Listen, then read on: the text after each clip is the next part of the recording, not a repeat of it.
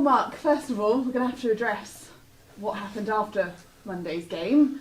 The prospective owner put out a series of tweets which have now been deleted, but I think it's fair to say there's quite a disconnect between the prospective owners and yourself. Would you agree with that, and what was your reaction to it? I got told about it, and obviously it's for me, it's about trying to be as professional as I can be in really difficult circumstances, and trying to be there for the players and try and prepare them as best as I can for the last few games. Obviously, there was a period not so long ago when we played really well against Eastleigh, when everything was rosy, and since then it's been downhill for one reason or another. And like I say, I want to try and retain my integrity, be professional, and if I'm not, then I lose the respect of the players, and I think it's important that I'm there for them through a difficult time, and they know that I've got their back. That was going to be sort of my next question. That must be hard for the players to read, particularly after what was a quite damaging result. Yeah, obviously the players, the players read it, and they're, nearly all of them rang me or messaged me saying, what's going on, and listen, can't change that now. It's done. So it's been a challenging few weeks for everybody. We've got to go out now, and like I say, give the players' effort has never been in question. We know that they try. They're such a good group of lads, and they try their socks off. And we've got to go 4 games now and give it everything we got. And like I say, for me, it's about being professional, keeping that integrity, and trying to do the best we can. So before the game, there was a lovely moment when Alex Fisher came out and told everyone to achieve by unity. That's the club's motto. It doesn't quite feel it's there, but do you have it with you and your squad? Yeah, definitely with the squad. I've got a great relationship with the players, and I think that's important. And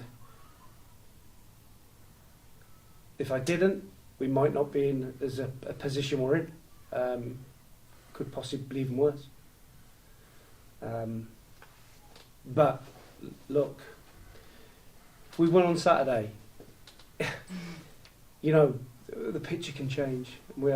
Of course, we have an unbelievably difficult game on the Tuesday where Wrexham can probably win the title and be promoted. So we'll be the bridesmaids there, won't we? We'll just be there to see the champions led in, as it were. But this is football, you never know. We have to be professional and do everything as much as we can right to the end.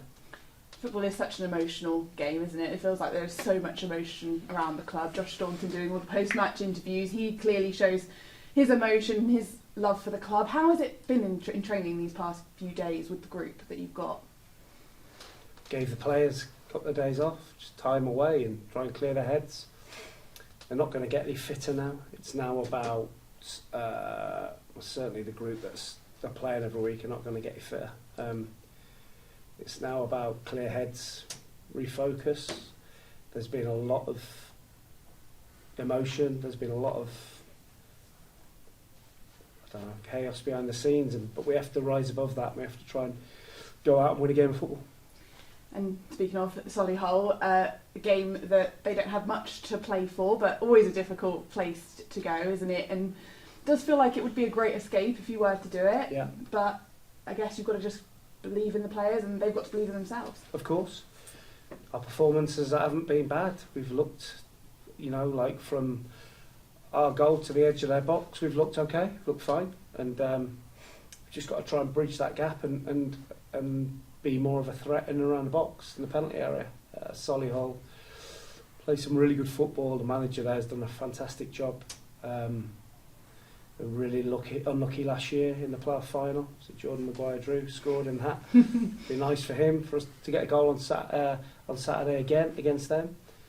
But listen, like I say, it's a game of football. Anything can happen, and if we keep them performance levels high and we get a little bit of luck in front of goal, who knows?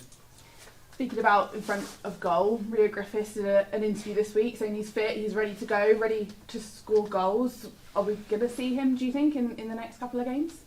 Talk's cheap. It's actions that I need to see. and that's not just on the pitch, that's during the week. And if there's somebody in that squad that I know and I see that is going to score goals and give the team a lift, I'm not going to cut my nose off to spite my face. I'm not daft. And in terms of the position you're in, is it about characters as well and playing for the badge at this point of the season? Of course, I think that's more important than any ability. We have to have a group of players that are desperate to play for the club and desperate to put a shift in, on and off the pitch. And that will always come into my thinking when I'm picking a Yeovil Town team. And you briefly mentioned post-match on Monday that Matt Worthington was struggling a little bit. Has he got an injury, and are we going to see him on Saturday? He hasn't trained yet, so we're going to wait until the last possible minute with Matt, because he's such an important player for us. And fingers crossed he'll... Listen, I know with him that there's any chance of him playing, he'll play, because he just wants to play for the club, and he is one that we don't need to worry about, that's for certain. And just lastly, you're an experienced manager, managed a lot of games. Have you ever had this much drama sort of on and off the pitch in one of your jobs? No. How are you dealing with that then? Like I say, I think you just try and be as professional as you can, and it's football. It seems there's a lot of clubs that are... You see drama, and football attracts drama, and I've really enjoyed, I've really enjoyed the time here being manager of Yeovil, and I think there's a big future for it somewhere, and I'd love to be the person that does that. Is the motivation then the players you've got, but also the support, which just hasn't wavered despite the tough results? The support here is brilliant. I saw a video on... I'm not on Twitter, luckily enough, and I saw the video that you put out, Sal, yesterday about the promotion. Yeah. Brilliant. That's what it's about. And if the worst was to happen this year, there's always a way back. And as a club, we need to go, wherever we go, we need to start winning some games again and get a feel-good factor around the whole club. Thanks for your time, Mark. Good luck on Saturday. Pleasure. Thank you. Mark, you alluded to Eastleigh just now, and I was going to start with Eastleigh. I mean, up until that point, things were, okay.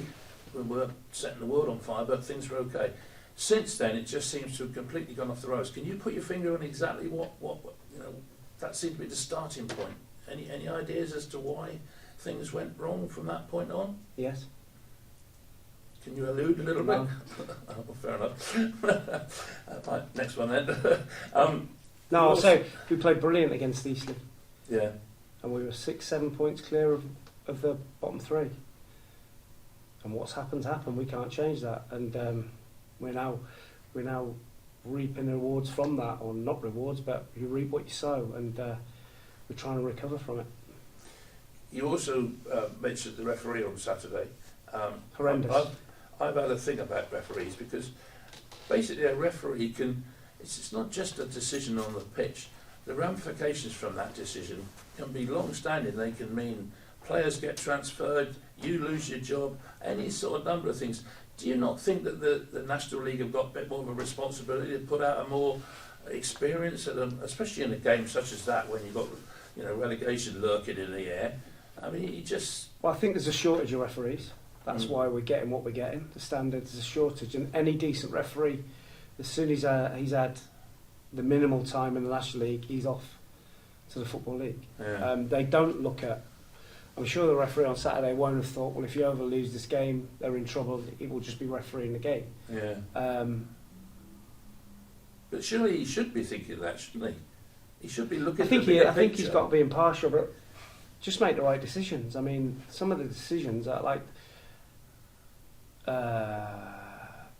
the Mal Linton goes clear for on goal. It's a clear red card when you see it back, and I don't know how you can not get that right. But you know the most amusing thing, not amusing, bemusing thing for me is that I sent a video to the referees, whatever it is, and I put some clips together of the Halifax game where there were some incredible decisions. There was 2 penalty shouts in there. There was a horrendous tackle on Edwin Agbaji that broke his leg. And the feedback that I got was that the referee was correct in all the decisions. So until that changes, there's no point. There's no point in me trying to do a report to the referee. There's no point in me ringing up an assessor, because what's the point? They're just going to back the referee. So until that changes, we're wasting our time. But it's an important aspect of the job, and they ought to be looking at that, because it could have, as I say, such ramifications.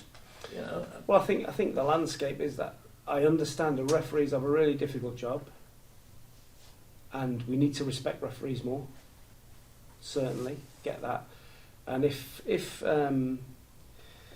small children or grassroots level see players berating referees or managers berating referees, me, hands up, they're going to probably follow.